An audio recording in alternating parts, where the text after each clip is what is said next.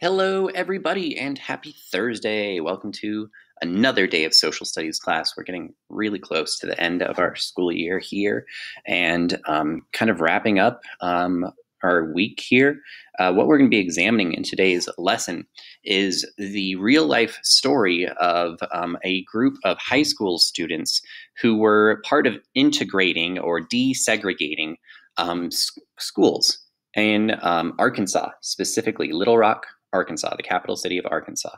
And of course, we saw earlier in the week with the Supreme Court cases like Mendez versus Westminster and Brown versus Board of Education, that segregation is starting to fall. It's starting to be proven to be unconstitutional, wrong in every sense of the way, and slowly these systems of segregation are starting to end.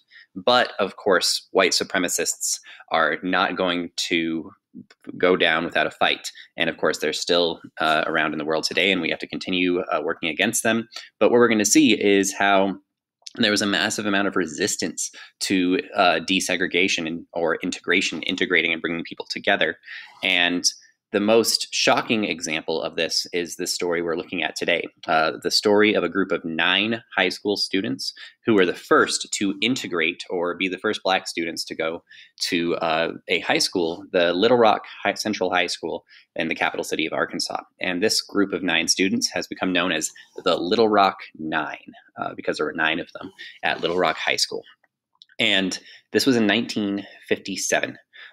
Really, I know it seems like a long time ago, especially as a teenager, but these members of the Little Rock 9, every single one of them, all 9 of them, are still living people in the world today. They are all still alive. None of them have died.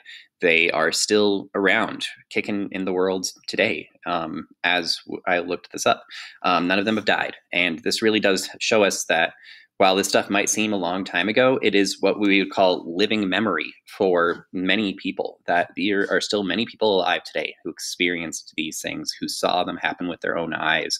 And while it might seem a long time ago, it really wasn't. And we're going to be examining the stories of what happened first in the situation with the Little Rock 9, and then specifically examining the character strengths that these 9 students showed in the face of this massive resistance and racism to them just going to school, just getting their education. And they overcame a huge amount of obstacles and barriers.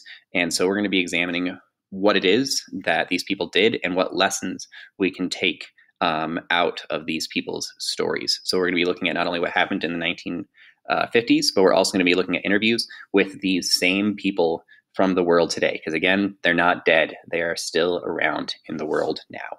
So hopefully you find the story of the Little Rock 9 to be interesting and making connections to things that are still happening in the world today. So it's going to be a lot of videos today. Please make sure you're watching all of them and answering with specific details. Don't just give a really simple answer, give detailed, specific answers, please. And again, hope you find it interesting.